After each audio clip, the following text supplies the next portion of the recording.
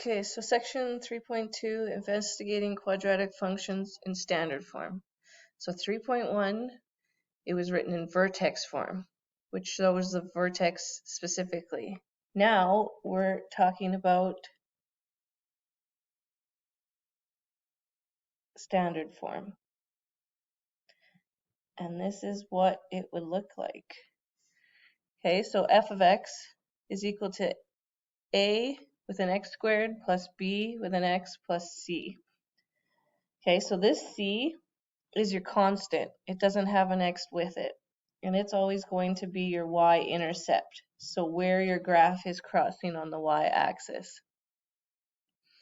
A is going to open or tell you which way it opens. So if it opens up, it'll be positive.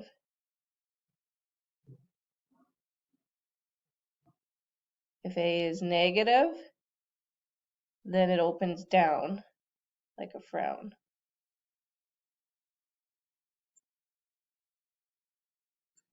Okay, and it says the graph of a quadratic function is a parabola that is symmetrical. Symmetrical meaning it looks the same on both sides, and the line that cuts it in half is called the axis of symmetry.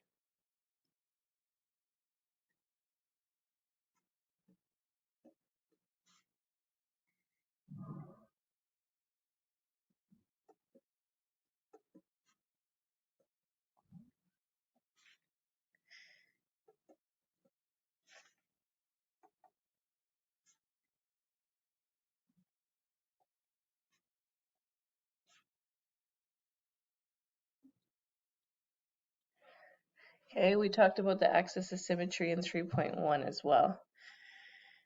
Okay, so if it opens up, it has a minimum value.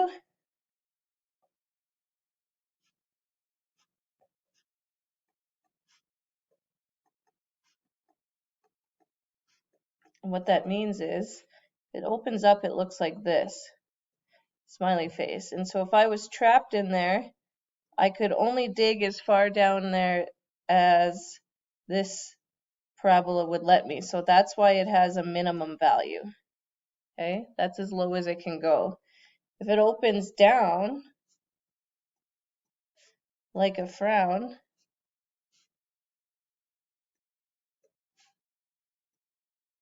then if I was trapped in there, I could only dig as high as this point. So it would have a maximum that I could dig out.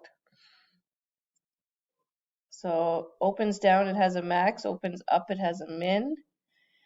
And your y-intercept, which I said over here, is your c value. So you can determine the domain, range, direction of its opening, axis of symmetry, x and y-intercepts, max and min from this equation. Okay, just like we did from the vertex equation. Okay, and how we find our vertex for this is a little bit different.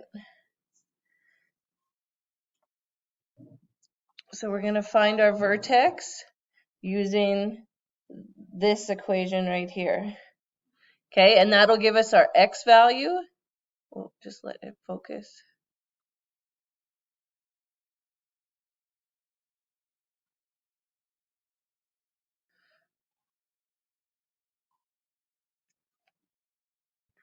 Okay, so this will give us our x value for the vertex. And then we'll be able to find our y value by plugging into the equation. So keep this in our minds to find the x value. And remember, a vertex is an x and then a y. And so then we'll have to find the y part as well.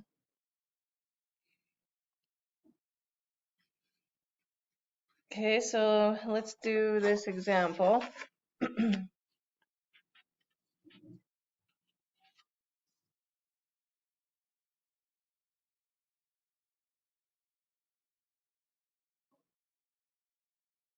So the example says, for each graph of the quadratic function given the identity that follows, find the direction it's opening, find the coordinate of the vertex, the max and min value, the equation of the axis of symmetry, the x and y intercept, and the domain and range. Okay, so here's our first equation. Okay, so you'll notice for this one, it doesn't have anything without a x. So our constant would actually be right here, which is our y-intercept. It's just going to be 0.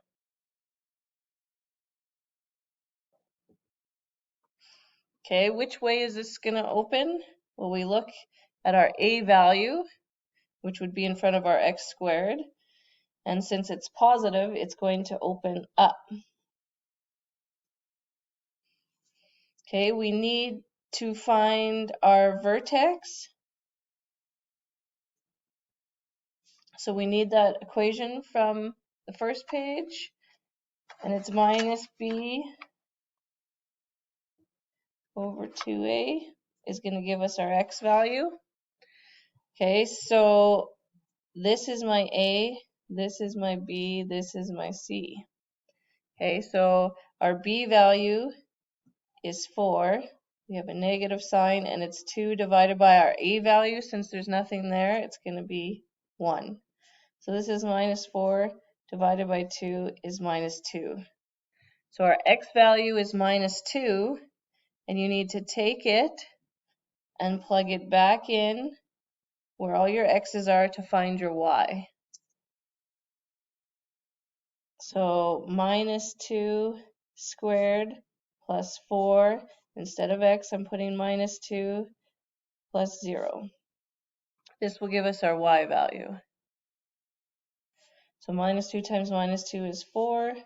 4 times a minus 2 is minus 8. 0 doesn't do anything. So 4 minus 8 is minus 4. So our vertex is minus 2 and minus 4. Okay, so I always like to draw just a little rough picture. Helps me have an idea of what's happening here. So minus 2, minus 4, there's our vertex. We know it's opening up, so we'd be going this way. Is it going to have a max or a min? So if it's opening up, you would be trapped, and that would have a minimum value. And so what is the minimum value? How low does this graph go? Well, it goes down as far as minus 4. So that would be the minimum value.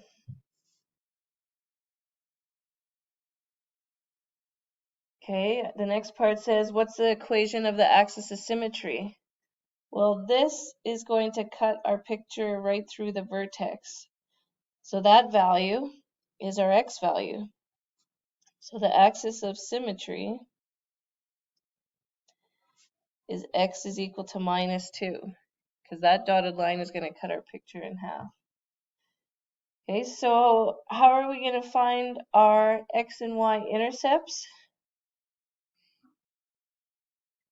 So an x-intercept is when you let your y value, so that would be our f of x, equal to 0, and then you solve for x. Okay, so all I can do is take out something common out of this equation, which would be x. So when I divide out by x, it goes out in front. And what I'm left with is x2 divided by x1 is just x, plus 4x divided by x is 4. Okay, so my x values are going to be 0, and the opposite of what's in the bracket, so minus 4. Those are going to be my x-intercepts. My y-intercepts are when you let x equal to 0. So I have f of x equals,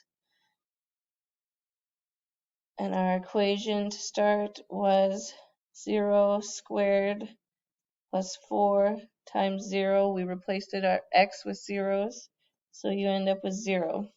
So we have 2 x-intercepts and 1 y-intercept. Okay, so now we know that it would be hitting on -4 and 0. So our picture is going to look like that.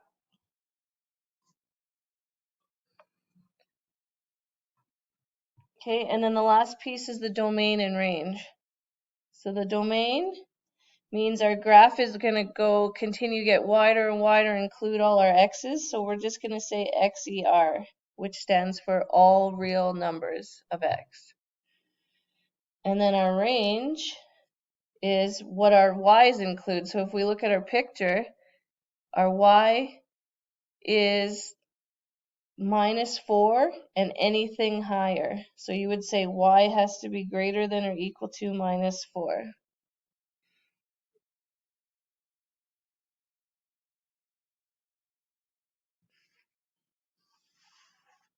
Okay, let's look at example 2. Example 2 says, a young kid throws a ball in the air, and the path of the ball is modeled by a parabola. Explain what each point on the parabola represents.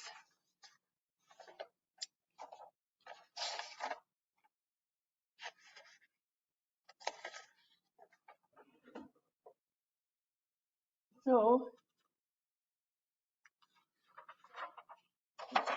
this point right here is the height of the person. Because if you're throwing it, you're not throwing it from ground level, you're throwing it from shoulder height. So this is the height of the person. And this would be the distance where the ball landed.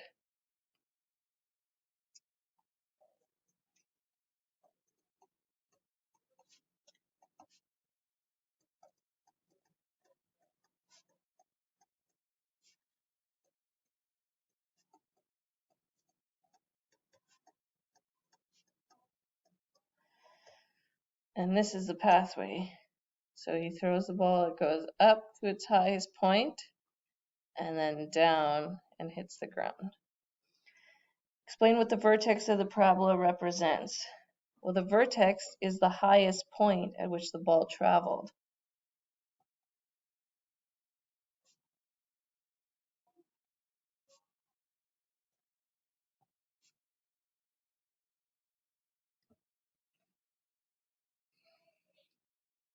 It says explain what the y-intercept represents.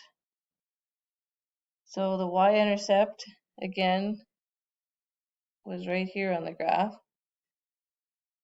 And that's the height of the person who's throwing it.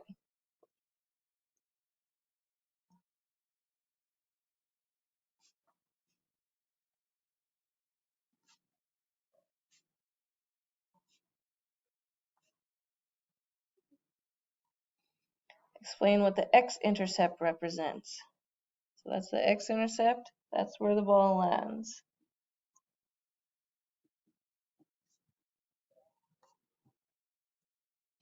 And determine the domain and range. So the domain means from this graph, it started, what x's are included? It started at 0 here on the x-axis, and it traveled to just over 4. We can say 4.2. So x has to be greater than or equal to 0, and x has to be less than or equal to 4.2. And you can write this in one step by putting x in the middle, and you say x, and you read it this way, has to be greater than or equal to 0, but less than or equal to 4.2. And I know this looks like a less than sign, but when you read it this way, it says x is greater than or equal to 0, and then you read this way, x is less than or equal to 4.2. And the range means how high did the ball go? It went up to 5, and down to 0 to the ground.